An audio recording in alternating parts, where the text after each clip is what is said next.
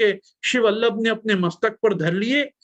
दामोदर दास हरसानी ने अपने सिर पर पुस्तक धारण की, अर्थात श्रीमद् भागवत जी जो गंगाधराचार्य जी की महाप्रभु जी ने वहां से बधराई, वो सर्वदा हरसानी जी लेके चलते। मार्ग में श्री वल्लभ चरणार विंदों से चलते थे। अभी देखो ये बहुत गजब की बात है यहाँ पे, ये भी एक कॉन्सेप्ट जबरदस्ती महाप्रभु जी पे लादा जाता है कि महाप्रभु जी नंगे पैर पृथ्वी परिक्रमा करते।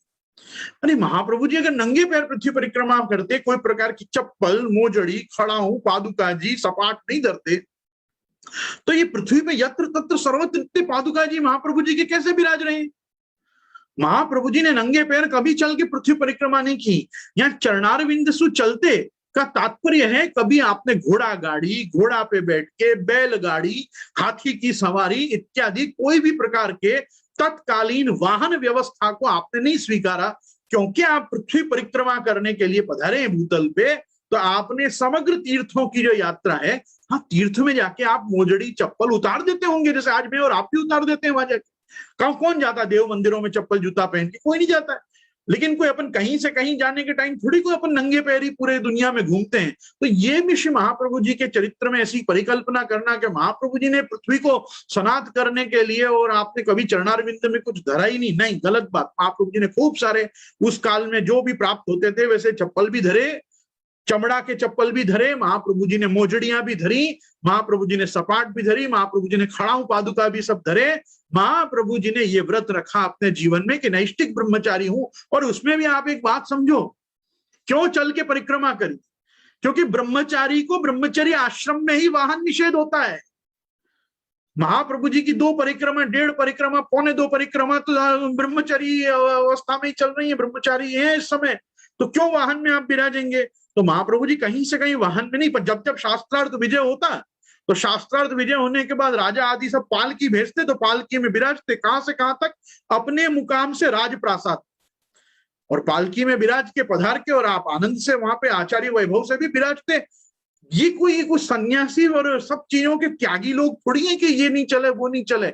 ये तो अपने अपने व्रती लोग हैं, ये अपने अपने व्रत में स्थित हैं, ब्रह्मचारी हैं, इसलिए वो वाहन नहीं स्वीकारते करके यहाँ पे व्याख्यानों में सर्वत्र आता है कि आपने चल के पृथ्वी परिक्रमा की। पर वो नंगे पैर से तात्पर्य वाहन नहीं लिया, घोड़ा गाड़ी नहीं ली, बैलगाड़ी नहीं ली, हाथी की सवारी नहीं की। उस काल में ऊंट गाड़ी का तो प्रश्न ही नहीं है। तो क्योंकि आप तो कहीं ऐसी जगह पधारे ही नहीं राजस्थान में कि जहां आपको ऊंट पे विराज के जाना पड़े। लोगों को ऊंट को लेके बड़े प्रश्न होते हैं। हमारी 2-3 सभा तो भक्ति वर्धनी की केवल ऊंट से संबंधित प्रश्नों में थी। फरी ब्रह्मसमन लेवू पड़े नहीं लेवू पड़े, आ करू पड़े, ऊंट का तो पीछा नहीं छोड़ते पुष्टि मार्ग के लोग बेचारे। जीव का, उसका जीव खा गए इतने समय में कि इसके ऊपर बैठने वाले की क्या दशा होती है। तो इतना बैठने का आग्रह क्यों है? अगर इतना डर लग रहा है ब्रह्म संबंध के वैफल्य का तो मत बैठो ऊंट पे। परंतु ऊंट का पीछा नहीं, अभी अपना विषय ऊंट नहीं है, पर महाप्रभु जी ने क्योंकि पुष्कर के अलावा राजस्थान में कहीं गमन ही नहीं किया, क्योंकि उस काल में भी सरस्वती जी बहती थी। आप वाक्पति हैं, सरस्वती का उल्लंघन नहीं करते, इस कारण से आप राजस्थान में कहीं नहीं पधारे सरस्वती लांग के। ये बात भी समझो। पृथ्वी परिक्रमा में केवल एक स्थान मिलेगा संपूर्ण राजस्थान में जहां आपको महाप्रभु जी की बैठक मिलेंगी, वो है पुष्कर राज। पुष्कर क्षेत्र के अलावा कहीं भी आचार्य चरण आप नहीं पधारे हैं, क्योंकि उस काल में वहां पधारने के सरस्वती लांगनी पड़ती थी और आप नहीं लांगते। आप इसकी भी मर्यादा और विवेक रखते। सारस्वत सत्रों को श्री महाप्रभु जी ने देखा कि काल में कैसे ऋषि मुनि मिलकर सारस्वत सत्र करते, वो भी महाप्रभु जी के समय पे चलता। तो मेरे कहने का तात्पर्य है, ये व्रती, इनका व्रत है कि मैं अब चल के ही परिक्रमा पृथ्वी की करूंगा, इसलिए आप चल रहे हैं। ठीक है। अब यहाँ क्या कह रहे हैं? जहां पर उतरते वहां माताजी स्नान कर एकांत में पाक निर्माण करती। श्री वल्लभ स्नान तथा पुंड्रादि करके प्रीति से मुकुंद राय जी की सेवा करते। उनके बाल भोग में मक्खन, मिश्री, मीठे फल, सत्तू आदि समर्पण कर संध्या वंदन तथा उपासन करते। और शालिग्राम जी का पूजन यथाविधि मंत्रों से आप करते। इसके बाद शेषान्निक तथा माध्यान्निक आप कर्म करते। अनंतर जब पाक सिद्धि हो चुकती तब 3 पत्तल में सामग्री धरकर 1 पत्तल श्री मुकुंद राय जी को भोग, दूसरी श्री शालिग्राम जी को भोग और तीसरी पातल श्रीमद् भागवत जी को आप भोग धरते हैं। ये देखो, सखड़ी भागवत जी को भी सखड़ी भोग धरते।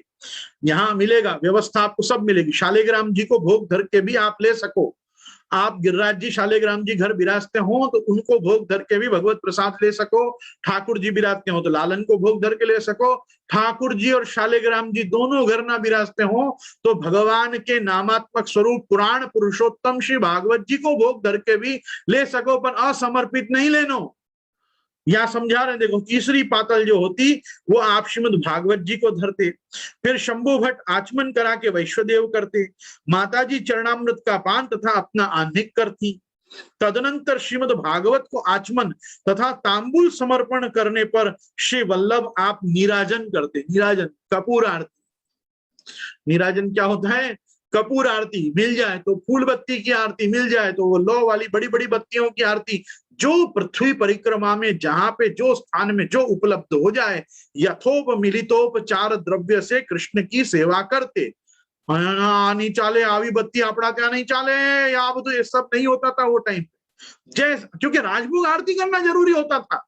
किससे आरती कर रहे हो वो इतना जरूरी उस काल में नहीं होता था, ये बाद में जबरदस्ती लाया गया कि नहीं आरती होगी तो ऐसा ही होगी, ऐसा ही होगी, ये चार खंड में ऊपर ऐसे होना चाहिए, ऐसा होना चाहिए, ये भावना है वो भाव नया सिद्ध, जितनी भावना करोगे उतनी पदार्थ बनते चले जाएंगे। पुष्टि मार्ग में भावना की क्या कमी है? एक दिन की सेवा में हरिराय जी ने शास्त्रीय भावना लिखी है, एक दिन की सेवा करनी हो ना ठाकुर जी को जगाने से पौड़ाने तक की 1000 प्रकार की भावना आप कर सकते हो, तब जाके आपकी एक दिन की बिना उत्सव पासव की, बिना वर्षोत्सव महोत्सव की सेवा होती है, जिसमें केवल ठाकुर जी सुबह मंगला से लेकर शयन तक का क्रम करते हैं, उसमें 1000 भावना आ जाती है ताकत करने की। अपन अपनी सामर्थ्य नहीं है, नमन में वही कर्तव्यम नाति शक्यम ही मन्यते, अपन ठाकुर जी को सिर्फ नमस्कार कर सकते हैं, उससे ज्यादा अपन कुछ नहीं कर सकते हैं। यहाँ देखो उनको जो प्राप्त होता था उससे सेवा करते थे। सेवा की प्रधानता देखो इस ग्रंथ में, सेवा जरूरी है, अपन कैसे सेवा कर रहे हैं उसके उतने सारे प्रकार और अनुसंधान जरूरी नहीं है, क्योंकि सेवा भाव का विषय है और भाव अपना प्रचुर होना चाहिए। अभी क्या हो गया, साधन की प्रचुरता हो गई और भाव शून्य मनुष्य हो गया, इसलिए सेवा में से रस चला गया। सेवा में से रस क्यों जाता है? भाव नहीं रह रहा है। यहां देखो क्या हो रहा है, कह रहे हैं कि श्री वल्लभ नीराजन करते, फिर सभी प्रदक्षिणादि करते। इतना कर्म हो जाने के पश्चात माता जी उन तीनों पत्तलों में से एक पत्तल ब्रह्मचारी श्री वल्लभ को परोसती, दूसरी शंभु भट्ट को और वैश्वदेव शेष अतिथियों को देती। भोजन के अनंतर श्री वल्लभ को आचमन और मुखवास समर्पण करती। जब सब मनुष्य भोजन कर चुकते तब श्री वल्लभ का उच्चिष्ट दामोदर दास को देती। यहाँ अधरामृत देने का प्रसंग देखो, यहाँ पहला आया कि हरसानी जी एकमात्र ऐसे इस साथ में थे जो श्री महाप्रभु जी का उच्चिष्ट लेते। वो उच्चिष्ट महाप्रभु जी, क्या सबको महाप्रभु जी के प्रति भाव नहीं था? ऐसा था नहीं, समझो बात को। ये हरसानी जी के अलावा जितने भी लोग आपने सुने ना, ये सब ब्राह्मण है। ब्राह्मण को अपनी झूठन नहीं देनी चाहिए, देनी नहीं चाहिए। कोई आग्रह पूर्वक ले ले और खाई ले कि नहीं मेरे को तो आपने प्रभु भाव है, विभु भाव है, ईश्वर भाव है, गुरु भाव है, मैं तो आपकी झूठन लूंगा ही, तो फिर भाव के आगे तो कोई शास्त्र प्रमाण नहीं है, भाव सर्वोपरि प्रमाण है। लेकिन ब्राह्मण को अपनी झूठन साग्रह नहीं देनी चाहिए, ये एक शास्त्र विधि है। तो महाप्रभु जी के क्योंकि संग सब ब्राह्मण थे उस काल में, सब संग में चलने वाले, तो महाप्रभु जी किसी को अपना उच्चिष्ट नहीं देते, झूठन नहीं देते, अधरामृत नहीं देते, केवल वचनामृत देते। लेकिन यहां लेते ही ये हरसानी जी, क्यों? ये ब्रह्म क्षत्रिय थे, ये ब्रह्म क्षत्रिय थे। हरसानी जी का वर्ण है ना वो ब्राह्मण थे ना वो क्षत्रिय थे।